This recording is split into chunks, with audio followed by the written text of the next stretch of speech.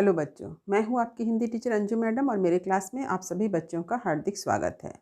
बच्चों, आज मैं आप लोगों के समक्ष कवि सूर्यकांत त्रिपाठी निराला की एक कविता स्नेह निर्झर बह गया है की व्याख्या को लेकर उपस्थित हूँ।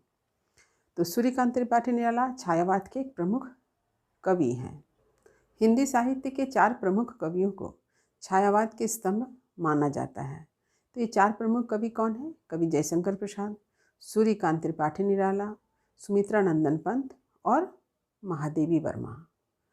तो सूर्यकांत त्रिपाठी निराला जी छायावाद के एक प्रमुख कवि हैं। इसके साथ ही साथ वे प्रगतिवाद के भी प्रतिनिधि कवि हैं। तो चलिए, स्नेह निर्झर बह गया कविता को मैं आप लोगों को पढ़ा रही हूँ। लेकिन पढ़ाने से पहले मैं आप लोगों को बता दूँ कि मैं इस कविता को 3 भाग में पढ़ा रही हूँ। कारण यह है कि ये कविता 3 पैराग्राफ में है, तो एक पैराग्राफ से संबंधित एक वीडियो होगा। इससे ये फ़ायदा होगा कि आप लोगों को अर्थ अच्छी तरह से समझ में आएगा और इसके साथ ही मैं जब विशेष लिखवाऊंगी तो जब आप व्याख्या लिखेंगे तो उसमें आपको सहायता मिलेगी। तो चलिए आरंभ करती हूँ। स्नेह निर्झर बह गया है, सूर्यकांत त्रिपाठी निराला। स्नेह निर्झर बह गया है, रेत जो तन रह गया है। आम की यह डाल जो सूखी दिखी, कह रही है अब यहाँ पिकिया सीखी। नहीं आते पंक्ति मैं वह हूँ लिखी, नहीं जिसका अर्थ जीवन दह गया है। तो अब चलिए इस पंक्ति में आए हुए कठिन शब्द के अर्थ को मैं बता दूं। स्नेह यानी प्रेम, निर्झर झरना को कहा जाता है, रेत यानी बालू, तन अर्थात शरीर, पिक कोयल, सिखी मोर को कहा जाता है, दह मतलब जलना। तो सबसे पहले मैं आप लोगों को प्रसंग समझाती हूँ, फिर मैं पंक्ति की व्याख्या करूँगी। तो सबसे पहले प्रसंग। सूर्यकांत त्रिपाठी निराला जी का जीवन संघर्षों से भरा हुआ था। हिंदी साहित्य में वे क्रांतिकारी कवि के रूप में प्रतिष्ठित हैं। लेकिन स्नेह निर्झर बह गया कविता में हम देखते हैं कि उनके जीवन का अवसाद झलकता है। स्नेह निर्झर बह गया कविता को जब आप पढ़ते हैं तो आपको ऐसा लगेगा कि इसमें कवि के जीवन का अवसाद झलक रहा है। इस कविता में उनके आत्मीयजन का विछोह, बंधु बांधव मित्रों की उपेक्षा, आर्थिक तंगी, बेटी सरोज की आकस्मिक मृत्यु से जो मानसिक आघात उन्हें पहुंचा था और इस कारण जो उनके जीवन में अवसाद आया उसकी अभिव्यक्ति हम देखते हैं। तो ये है इसका प्रसंग कि उन्होंने ये कविता क्यों लिखी। अब चलिए मैं पंक्ति की व्याख्या करती हूँ। देखिए, स्नेह निर्झर बह गया है, रेत जो तन रह गया है। कवि का कहना है कि कवि के जीवन का प्रेम स्नेह किस रूप में था? निर्झर के रूप में, यानी झरना के रूप में, जो बह गया है। बह गया मतलब धीरे धीरे समाप्त हो गया है। तो जीवन में जो प्रेम होता है वही जीवन को पूर्ण बनाता है, जीवन में आनंद लाता है। लेकिन कवि के जीवन से इसी प्रेम की समाप्ति हो गई, वो बह जा रहा है, यानी समाप्त हो जा रहा है। जिस तरह से झरना अबाध गति से सबके लिए निश्चल भाव से बहता है, ठीक उसी तरह से कवि के हृदय का प्रेम भी सबके लिए था, सबके लिए उसमें स्थान था। वह लेकिन धीरे धीरे करके बह गया है, यानी वो धीरे धीरे समाप्त हो गया है। और इसका परिणाम क्या हुआ है कि जब झरना का जल बह जाता है तो बचता क्या है? रेत। ठीक उसी तरह से कवि के जीवन में भी प्रेम का झरना जो था वो बह गया है और इस कारण कवि के जीवन में सिर्फ नीरसता बची है, सिर्फ शुष्कता बची है, यानी उनका जीवन बालू की तरह नीरस हो गया है, शुष्क हो गया है। तो कवि का जीवन स्नेह का झरना था, उसने समस्त संसार में प्रेम बांटा, लेकिन आज वो झरना क्या हो गया है? सूख गया है, समाप्त हो गया है, बह गया है और उनके जीवन से प्रेम की सरसता समाप्त हो गई है और जीवन नीरस हो गया है। आम की यह डाल जो सूखी दिखी, कह रही है अब यहाँ पिकिया सीखी, नहीं आते पंक्ति मैं वह हूँ लिखी, नहीं जिसका अर्थ जीवन दह गया है। देखिए, कवि ने अपने जीवन को प्रतीकों के माध्यम से अभिव्यक्त किया है। तो पहला प्रतीक क्या था? झरना का प्रतीक था कि उन्होंने अपने जीवन को किस रूप में समझाया, किस रूप में आप लोगों के सामने प्रस्तुत किया? झरना के रूप में।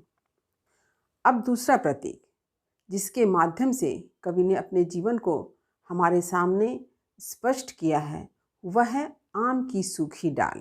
जिस प्रकार आम का पेड़ जब सूख जाता है, उसकी डाली सूख जाती है, अब उस पर कोई कोयल नहीं आती है, उसके छांव के तले कोई मोर भी नहीं आता। यानी जब आम की डाली हरी भरी होती है, पत्ते होते हैं, उसमें छाया होती है, तो कोयल क्या है, वहाँ पर कूकती है, कोयल की कूक की आवाज़ सुनाई देती है।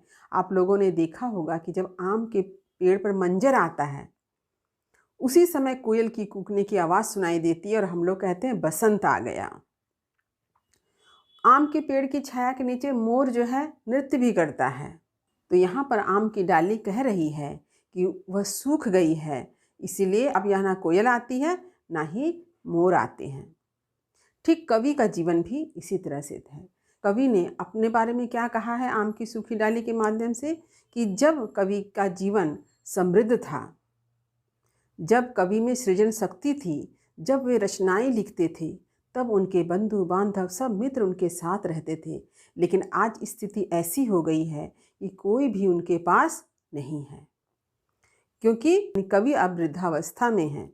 अब उनके मित्रों की कमी हो गई है, उनके साथ कोई संगी साथी नहीं है, उनके आत्मीय जन का बिछोह हो गया है। कवि निराला के बारे में आप सभी जानते ही होंगे कि उनके परिवार में अनेक प्रियजनों की मृत्यु एक एक करके हुई है, जिससे निराला जी काफ़ी मर्माहत हुए। और अंत में जब उनकी बेटी सरोज की मृत्यु हो गई तो वे काफ़ी दुखी हुए, और वहीं से उनके जीवन में एक हम बदलाव भी देखते हैं।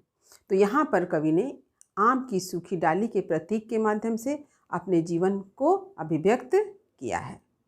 अब जो है पंक्ति मैं वह हूँ लिखी, नहीं जिसका अर्थ जीवन दह गया। कवि ने पुनः एक प्रतीक के माध्यम से अपने जीवन को स्पष्ट किया है कि कवि का जीवन कैसा है। कवि का जीवन एक पंक्ति की तरह है। कैसी पंक्ति? नहीं जिसका अर्थ, जिसका कोई अर्थ नहीं है, यानी निरर्थक पंक्ति। कवि का जीवन कैसा बन गया है आज? निरर्थक बन गया है, कहीं उसकी कोई उपयोगिता नहीं है। यहाँ पर कवि जो है निरर्थकता की बात करते हैं। अपनी पुत्री सरोज की आकस्मिक मृत्यु, आर्थिक तंगी, ये सारी चीज़ें कवि के जीवन में अवसाद पैदा करती है। और इस प्रकार कवि ने प्रकृति के उपादानों को लेकर के अपने जीवन को अभिव्यक्त किया है, और उन्होंने 3 प्रतीक के माध्यम से अपने जीवन को स्पष्ट किया है। पहला प्रतीक है झरना, दूसरा है आम की सूखी डाली, और तीसरा है निरर्थक पंक्ति। इन तीनों प्रतीकों के माध्यम से कवि ने अपने जीवन के अवसाद को यहाँ पर अभिव्यक्त किया है। तो यहाँ आप देख ही सक रहे हैं, स्नेह निर्झर बह गया है, रेत जो तन रह गया है। यानी कवि के जीवन से प्रेम रूपी झरना बह गया है, और अब उनके जीवन में सिर्फ रेत ही बचा है, सिर्फ निरसता ही बची है, शुष्कता ही बची है। आम की यह डाल जो सूखी दिखी, कह रही है अब यहाँ पिकिया सीखी, नहीं आते। कवि ने आम की डाली के द्वारा जो सूख गई है अपने जीवन को भी व्यक्त किया है, कि जिस तरह से आम की सूखी डाली कह रही है कि अब उनके पेड़ पर न कोई कोयल आती है, न उनके पेड़ के नीचे कोई मोर नाचता है। ठीक उसी तरह से कवि का जीवन भी हो गया है। कवि के जीवन में भी अब उनके आत्मीय जन, उनके मित्रजन कोई भी नहीं है, वे अकेले हो गए हैं। पंक्ति मैं वह हूँ लिखी, नहीं जिसका अर्थ। और पुनः कवि कहते हैं कि उनका जीवन एक निरर्थक पंक्ति की भांति है, जिसका कोई अर्थ ही नहीं है। यानी उन्होंने जीवन की निरर्थकता की बात कही है। कवि ने अपने जीवन की निरर्थकता की बात कही कि उनका जीवन कैसा हो गया, निरर्थक हो गया है। इस प्रकार कवि ने प्रतीकों के माध्यम से अपने जीवन के व्यथा को व्यक्त किया है, अपने जीवन के संघर्ष को व्यक्त किया है। जीवन दह गया है, कवि का कहना है कि इस प्रकार कवि का जीवन जल गया है। दह गया मतलब जल गया है। इस प्रकार कवि का जो प्रेम पूर्ण जीवन था, प्रेम से भरा हुआ एक सुंदर जीवन था, वह जीवन में आने वाली विषम घटनाओं से प्रभावित होकर जल गया है। तो अब चलिए मैं विशेष लिखवा देती हूँ। देखिए, कवि निराला ने अपने जीवन को 3 प्रतीकों के द्वारा स्पष्ट किया है। पहला है निर्झर, दूसरा है आम की सूखी डाली, तीसरा है एक निरर्थक पंक्ति। दूसरा, प्रस्तुत पंक्तियों में कवि ने गहन निराशा व विषाद को व्यक्त किया है। तीसरा, यह मुक्त छंद का सुंदर उदाहरण है। चौथा, गीत की लय और अर्थ की लय का सुंदर समन्वय है। पांचवा, काव्य भाषा शुद्ध खड़ी बोली हिंदी है। तो उम्मीद करती हूँ कि आज मैंने स्नेह निर्झर बह गया है कविता के जिस अंश की व्याख्या प्रस्तुत की है वह आपको अच्छी तरह से समझ में आ गया होगा। वीडियो को लाइक करें, शेयर करें और जो बच्चे मेरे चैनल पर नए हैं वे चैनल को सब्सक्राइब करना ना भूलें, ताकि हर नए वीडियो का नोटिफिकेशन उन्हें समय समय पर मिल सके। मिलती हूँ अगले वीडियो में स्नेह निर्झर बह गया के बाकी अंश की व्याख्या को लेकर। तब तक पढ़ते रहिए, जीवन में आगे बढ़ते रहिए। मेरी शुभकामनाएं आप सभी बच्चों के साथ है। धन्यवाद।